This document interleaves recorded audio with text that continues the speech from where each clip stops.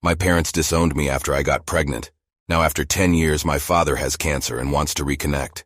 At 16, I slept with my good friend Jared. He was 19 and illiterate, and the condom broke, and my daughter was created. My parents, who were great until this point, didn't like that, hated Jared, and wanted me to get an abortion.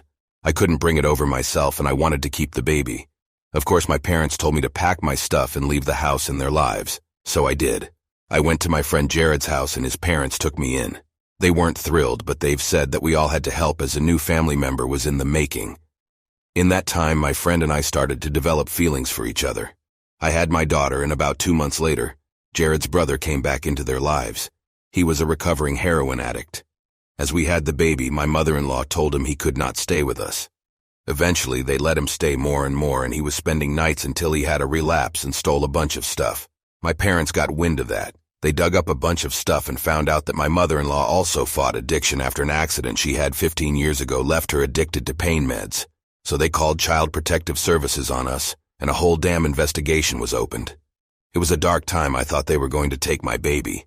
In the end, they didn't find anything substantial, but them calling CPS on me transformed into a tradition over the years. As it was a small town, every mistake I made got back to my parents. I was half an hour late to pick up due to my job, CPS charges because of neglect.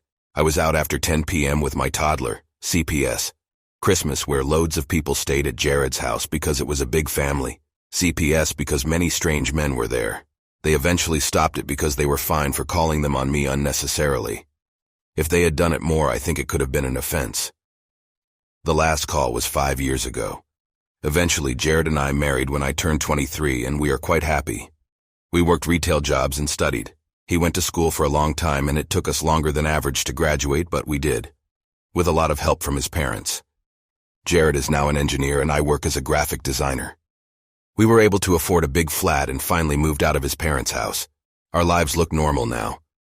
Anyway, a week ago I get a call from my mother who told me my father was diagnosed with terminal cancer and that his ultimate wish is to see me and my daughter again.